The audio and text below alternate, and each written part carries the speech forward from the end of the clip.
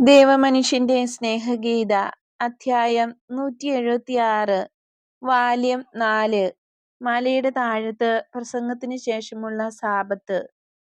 ഈശോ രാത്രി മുഴുവനും മലയിലാണ് ചെലവഴിച്ചത്. അതിനാൽ രാവിലെ കിഴുക്കാന്തൂക്കായ പാതയിലൂടെ മലയിറങ്ങി വരുന്ന ഈശോയെയാണ് മറ്റുള്ളവർ കണ്ടത്. പത്രോസ് മറ്റ് അപ്പസ്തോലന്മാർക്ക് ഈശോയെ കാണിച്ചു കൊടുത്തു. അവർ ഒന്നിച്ച് ഈശോയുടെ അടുത്തേക്ക് പോയി. അവരിൽ പലരും ചോദിച്ചു, ഗുരു, അങ്ങ് ഞങ്ങളോടൊപ്പം വരാഞ്ഞതെന്താണ്? എനിക്ക് പ്രാർത്ഥിക്കേണ്ടിയിരുന്നു, എന്നാൽ അങ്ങേക്ക് വിശ്രമവും വളരെയേറെ ആവശ്യമായിരുന്നല്ലോ. എന്റെ സുഹൃത്തുക്കളെ, നല്ലവർക്കും ദുഷ്ടന്മാർക്കും വേണ്ടിയും എനിക്ക് വേണ്ടിയും പ്രാർത്ഥിക്കണമെന്ന് ആവശ്യപ്പെടുന്ന ഒരു ശബ്ദം കഴിഞ്ഞ രാത്രിയിൽ സ്വർഗത്തിൽ നിന്ന് ഞാൻ കേട്ടു. എന്ത്, അങ്ങേക്ക് അതിന്റെ ആവശ്യമുണ്ടോ? മറ്റാരെയും പോലെ എനിക്കും പ്രാർത്ഥന ആവശ്യമുണ്ട്. എന്റെ ശക്തി പരിപോഷിപ്പിക്കപ്പെടുന്നത് പ്രാർത്ഥന കൊണ്ടാണ്. എന്റെ സന്തോഷമാവട്ടെ പിതാവ് ആഗ്രഹിക്കുന്ന കാര്യങ്ങൾ ചെയ്യുന്നത് കൊണ്ടും. എന്റെ പിതാവ് എന്നോട് 2 മനുഷ്യരുടെ പേരെടുത്ത് പറയുകയും എനിക്കുള്ള ഒരു കഷ്ടതയെപ്പറ്റി അറിയിക്കുകയും ചെയ്തു. ഈ 3 പേർക്കും വേണ്ടി വളരെയധികം പ്രാർത്ഥിക്കേണ്ടതുണ്ട്. ഈശോ വളരെ ദുഃഖിതനായി കാണപ്പെട്ടു. എന്തോ ആവശ്യപ്പെട്ടുകൊണ്ടെന്നവണ്ണം അവിടുന്ന് ഓരോ അപ്പസ്തോലനെയും സൂക്ഷിച്ചു നോക്കി. അവിടുന്ന് ഓരോരുത്തരെയും മാറി മാറി നോക്കിയ ശേഷം ഒടുവിൽ യൂദാസ്കറിയോത്തായെ തുറിച്ചു നോക്കി. ആ അപ്പസ്തോലൻ അത് ശ്രദ്ധിക്കുകയും ഇപ്രകാരം ചോദിക്കുകയും ചെയ്തു, അങ്ങ് എന്തിനാണ് എന്നെ ഇങ്ങനെ നോക്കുന്നത്? ഞാൻ നിന്നെ നോക്കുകയല്ല, എന്റെ കണ്ണുകൾ മറ്റൊരു കാര്യത്തിൽ പതിഞ്ഞിരിക്കുകയാണ്. അതെന്താണ്? ഒരു ശിഷ്യന്റെ സ്വഭാവം. ഒരു ശിഷ്യന് എല്ലാ നന്മയും എല്ലാ തിന്മയും ചെയ്യാനും അവ ഗുരുവിന് സമർപ്പിക്കാനും കഴിയും. പ്രവാചകന്മാരുടെയും സ്നാപക യോഹന്നാന്റെയും ശിഷ്യന്മാരെ പറ്റി ഞാൻ ആലോചിക്കുകയായിരുന്നു. എന്റെ ശിഷ്യന്മാരെ പറ്റിയും ഞാൻ ഓർക്കുകയാണ്. ഞാൻ യോഹന്നാനു വേണ്ടിയും ശിഷ്യന്മാർക്ക് വേണ്ടിയും എനിക്ക് വേണ്ടിയും പ്രാർത്ഥിക്കുകയായിരുന്നു. ഗുരു, അവിടുന്ന് ഇന്ന് രാവിലെ ദുഃഖിതനും ക്ഷീണിതനുമായി കാണപ്പെടുന്നു. അവിടുന്ന് സ്നേഹിക്കുന്നവരോട് അവിടുത്തെ ദുഃഖകാരണം എന്താണെന്ന് പറഞ്ഞാലും. സെബെദീപുത്രനായ യാക്കോബ് പറഞ്ഞു, അതെ, ഞങ്ങളോട് പറയുക. അങ്ങയുടെ ദുഃഖം തീർക്കാൻ ഞങ്ങൾ വല്ലതും ചെയ്യണമെങ്കിൽ അപ്രകാരം ചെയ്യാം. അവിടുത്തെ സഹോദരസ്ഥാനീയനായ യൂദാസ് പറഞ്ഞു. പത്രോസ് ബർത്തലോമ്യായോടും പീലിപ്പോസിനോടും എന്തൊക്കെയോ പറയുന്നു, പക്ഷേ എനിക്കത് മനസ്സിലാക്കാൻ കഴിയുന്നില്ല. ഈശോ ഇങ്ങനെ മറുപടി പറഞ്ഞു, നല്ലവരായിരിക്കുക, നല്ലവരും വിശ്വസ്തരുമായിരിക്കുവാൻ പരിശ്രമിക്കുക. അത് മാത്രമാണ് എനിക്ക് ആശ്വാസം തരുന്നത്. പത്രോസേ, അതല്ലാതെ മറ്റൊരു മാർഗവുമില്ല. നിനക്ക് മനസ്സിലായോ? നിന്റെ ആശങ്ക മാറ്റിക്കളയുക. എന്നെ സ്നേഹിക്കുക, തമ്മിലും സ്നേഹിക്കുക. എന്നെ ദ്വേഷിക്കുന്നവൻ നിങ്ങളെ പ്രലോഭിപ്പിക്കുവാൻ ഇടവരാതിരിക്കട്ടെ. സർവോപരി ദൈവേഷ്ടത്തെ സ്നേഹിക്കുക. എല്ലാം അതതിന്റെ നിയന്ത്രണത്തിന് വിധേയമാണെങ്കിൽ ഞങ്ങളുടെ തെറ്റുകളും നിയന്ത്രണ വിധേയമാണല്ലോ. തോമ ദാർശനികമായ ഒരു സ്വരത്തിൽ പറഞ്ഞു. നീ അങ്ങനെ വിചാരിക്കുന്നുണ്ടോ? എങ്കിൽ അത് ശരിയല്ല. എന്നാൽ ധാരാളം പേർ ഉണർന്ന് ഇങ്ങോട്ട് നോക്കുന്നുണ്ട്. നമുക്ക് താഴേക്ക് പോയി പരിശുദ്ധമായ ഈ ദിവസത്തെ ദൈവവചനത്താൽ പാവനമാക്കാം. അവർ താഴേക്ക് പോയി. അപ്പോഴേക്കും കൂടുതൽ കൂടുതൽ ആളുകൾ ഉണർന്നു. കൊച്ചു കുരുവികളെ പോലെ ചിലച്ചുകൊണ്ട് കൊച്ചുകുട്ടികൾ പുൽത്തകിടിയുടെ പുറത്ത് ഓടിച്ചാടി നടന്നു. അവരുടെ ശരീരമാകെ മഞ്ഞുതുള്ളികൾ കൊണ്ട് നനഞ്ഞു. മഞ്ഞു വീഴ്ത്തുന്ന കാറ്റ് പലതവണ അവരുടെ മേൽ ആഞ്ഞടിക്കുകയും ചെയ്തു. അപ്പോൾ കുട്ടികൾ ഈശോയുടെ അടുത്തേക്ക് ഓടിച്ചെന്നു. അവിടുന്ന് അവരെ തലോടുകയും അവരുടെ നിഷ്കളങ്കമായ സന്തോഷം ഏറ്റെടുത്തിട്ടെന്ന പോലെ ഒരിക്കൽ കൂടി പുഞ്ചിരിക്കുകയും ചെയ്തു. ഒരു പെൺകുട്ടി പുൽത്തകിടിയിൽ നിന്നും പറിച്ചെടുത്ത കുറെ പൂക്കൾ ഈശോയുടെ ബെൽറ്റിൽ തിരുകാൻ ആഗ്രഹിച്ചു. ഇതിലും മനോഹരമാണ് അവിടുത്തെ കുപ്പായം എന്ന് പറഞ്ഞ അവളെ പൂക്കൾ തിരുകുവാൻ ഈശോ അനുവദിച്ചു. എങ്കിലും ഇതിൽ പ്രതിഷേധിച്ച് അപ്പസ്തോലന്മാർ പിറുപിറുക്കുന്നുണ്ടായിരുന്നു. എന്നാൽ ഈശോ പറഞ്ഞു, അവർ എന്നെ സ്നേഹിക്കുന്നതിൽ നിങ്ങൾ സന്തോഷിക്കേണ്ടതാണ്. മഞ്ഞുതുള്ളികൾ പൂക്കളിലെ പൊടിപടലങ്ങൾ മാറ്റിക്കളയുന്നില്ലേ? അതുപോലെ കുട്ടികളുടെ സ്നേഹം എന്നിലുള്ള സകല ദുഃഖങ്ങളും മാറ്റിക്കളയുന്നു. ഈശോ മലയിൽ നിന്നും ജനക്കൂട്ടത്തിന്റെ ഇടയിലേക്ക് ഇറങ്ങി വന്നപ്പോഴേക്കും ജോൺ എന്ന ശാസ്ത്രി ധാരാളം വേലക്കാരെ കൊണ്ട് അപ്പം, ഒലിവ്, വെണ്ണ, ഗുരുവിനു വേണ്ടി വറുത്തെടുത്ത ആട്ടിൻകുട്ടിയുടെ മാംസം എന്നിവ കുട്ടകളിലാക്കി എടുപ്പിച്ചു കൊണ്ടുവരുന്നു. എല്ലാം കൊണ്ടുവന്ന് ഈശോയുടെ പാദത്തിൽ വച്ചു. അവിടുന്ന് അവ എല്ലാവർക്കുമായി വീതിച്ചു കൊടുക്കാൻ ഏർപ്പാട് ചെയ്തു. ഈശോ അപ്പവും ഒരു കഷ്ണം ആട്ടിറച്ചിയും കൂടി ഒരു അമ്മയ്ക്ക് കൊടുത്തു. അവളുടെ മടിയിലിരുന്ന് മുലപ്പാൽ കുടിച്ചുകൊണ്ടിരുന്ന ഒരു കൊച്ചു കുഞ്ഞ് കൊച്ചരിപ്പല്ലുകൾ കാട്ടി പുഞ്ചിരിച്ചു കൊണ്ടിരിക്കുന്നു. പ്രത്യേക ശ്രദ്ധ ആവശ്യമുണ്ടെന്ന് തോന്നിയ 2-3 പേർക്ക് കൂടി അവിടുന്ന് ഇപ്രകാരം കൊടുത്തു. ഗുരു, അത് അങ്ങേക്ക് വേണ്ടി കൊണ്ടുവന്നതാണ്. ശാസ്ത്രി പറഞ്ഞു, വിഷമിക്കേണ്ട, ഞാൻ അല്പം കഴിച്ചുകൊള്ളാം. എന്നാൽ ഒന്ന് മനസ്സിലാക്കൂ, താങ്കളുടെ ഔദാര്യത്തിൽ കൂടുതൽ പേർ പങ്കുപറ്റുമ്പോൾ എനിക്കിത് കൂടുതൽ രുചികരമായി തോന്നും. വിതരണം കഴിഞ്ഞപ്പോൾ ആളുകൾ ഭക്ഷിക്കുകയും അടുത്ത നേരത്തേക്ക് കൂടി ബാക്കി വയ്ക്കുകയും ചെയ്തു. ഒരു കൊച്ചു കുടം പോലെയുള്ള ഫ്ലാസ്കിൽ നിന്ന് ശാസ്ത്രി പകർന്നു കൊടുത്ത പാൽ ഈശോ കുടിച്ചു. അപ്പോൾ ശാസ്ത്രി പറഞ്ഞു, അവിടുത്തെ വാക്കുകൾ കേൾക്കുക എന്ന സന്തോഷം കൊണ്ട് അവിടുന്ന് എന്നെ തൃപ്തനാക്കണം. നിങ്ങൾക്ക് ആ സംതൃപ്തി ഞാൻ തരാം. നിങ്ങൾ വരൂ, ഈശോ പറഞ്ഞു തുടങ്ങി. ദൈവഹിതമാണ് നമ്മെ ഇവിടെ ഒത്തുചേർത്തത്. എന്തുകൊണ്ടെന്നാൽ ഇവിടെ നിന്നും നാം മുമ്പോട്ട് പോയിരുന്നെങ്കിൽ ശാപത്തിന്റെ നടപടിക്രമങ്ങളെ ലംഘിച്ചുവെന്ന കുറ്റാരോപണത്തിന് വിധേയരാവുമായിരുന്നു. പുതിയ ഉടമ്പടി എഴുതപ്പെടുന്നതുവരെയും അങ്ങനെ സംഭവിച്ചുകൂടാ. പെരുന്നാൾ ദിവസങ്ങൾ ശുദ്ധമായി ആചരിക്കുകയും പ്രാർത്ഥനാ സ്ഥലങ്ങളിൽ വെച്ച് ദൈവത്തെ സ്തുതിക്കുകയും ചെയ്യുക എന്നത് ശരിയായ നടപടിയാണ്.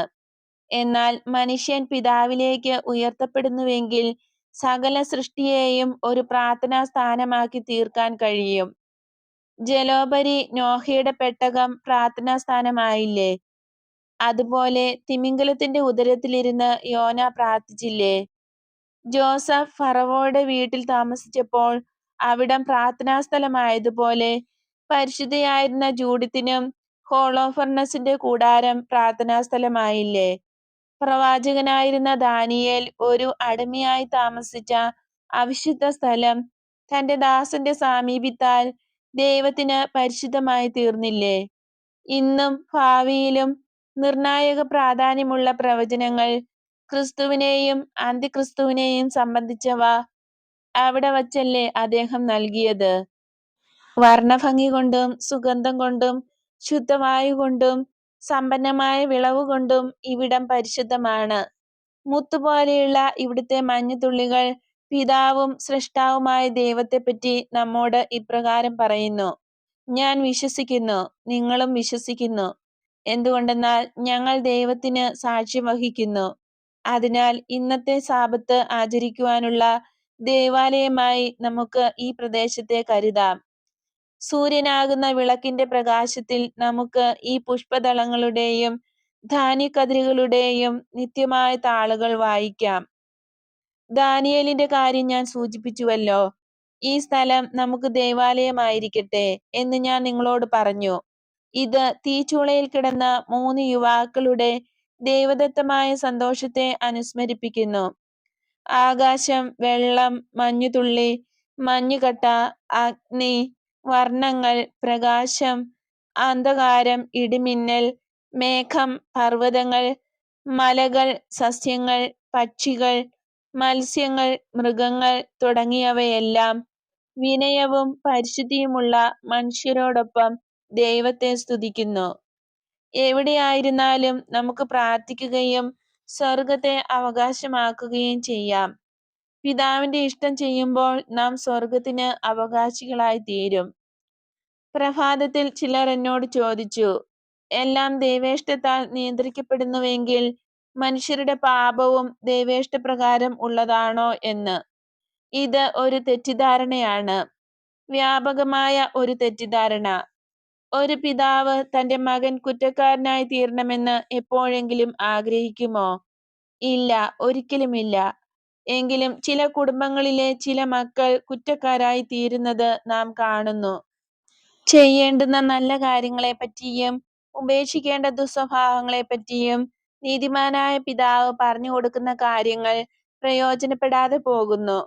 ഇത്തരമൊരു സാഹചര്യത്തിൽ മക്കളെ തെറ്റ് ചെയ്യാൻ പ്രേരിപ്പിക്കുന്നുവെന്ന് വിവേകമുള്ള ആരും ആ പിതാവിനെ കുറ്റപ്പെടുത്തുകയില്ല.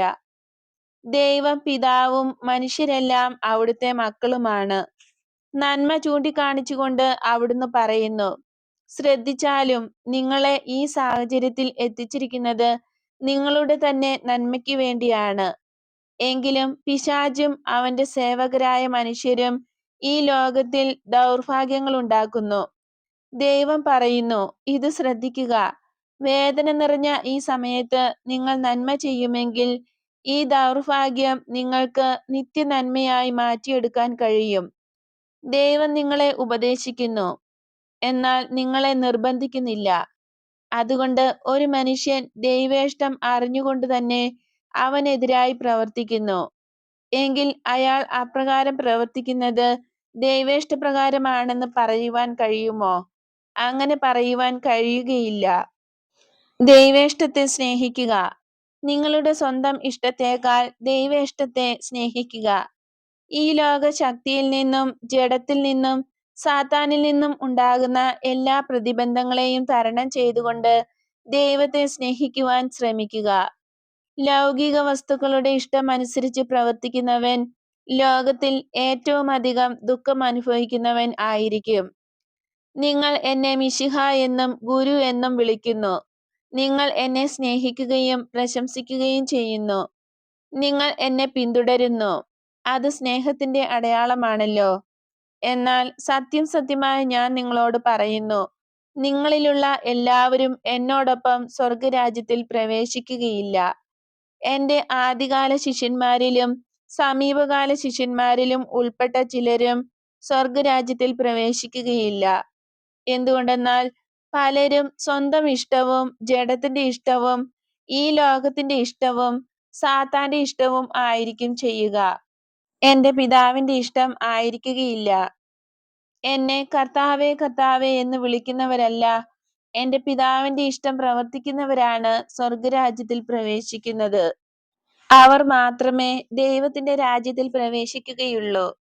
ഒരു ഇടയൻ എന്ന നിലയിൽ നിങ്ങളോട് ഇപ്പോൾ സംസാരിച്ചു കൊണ്ടിരിക്കുന്ന ഞാൻ ന്യായം വിധിക്കുന്ന ഒരു ദിവസം വരും. ഇപ്പോൾ കാണുന്ന കാര്യങ്ങൾ കൊണ്ട് നിങ്ങൾ വഞ്ചിതരായി തീരരുത്. ഇപ്പോൾ എന്റെ വേലക്കാർ ചിതറിപ്പോയ ആത്മാക്കളെ വിളിച്ചുകൂട്ടുകയും സത്യത്തിന്റെ മേച്ചിൽപ്പുറങ്ങളിൽ എത്തിച്ചേരാൻ ക്ഷണിക്കുകയുമാണ് ചെയ്യുന്നത്. പിന്നീട് ഈ വേലക്കാരുടെ സ്ഥാനത്ത് വിധികർത്താവായ രാജാവിന്റെ ചെങ്കോൽ വഹിക്കുന്നവൻ നിയമിക്കപ്പെടും. അപ്പോൾ എന്റെ അധികാരം തികച്ചും വ്യത്യസ്തമായിരിക്കും. അത് കരുണ നിറഞ്ഞതായിരിക്കുകയില്ല, മാറ്റമില്ലാത്ത നീതി നിറഞ്ഞതായിരിക്കും. ആടുകളുടെ കൂട്ടത്തിൽ നിന്നും നല്ല ആടുകളെ ഞാൻ വേർതിരിക്കും. നന്മയും തിന്മയും ഇടകലർന്നവരെയും തിന്മ മാത്രം ചെയ്തവരെയും ഞാൻ വേറെ മാറ്റി നിർത്തും. ഇത് ഞാൻ ഒരു തവണയല്ല 2 തവണ ചെയ്യും.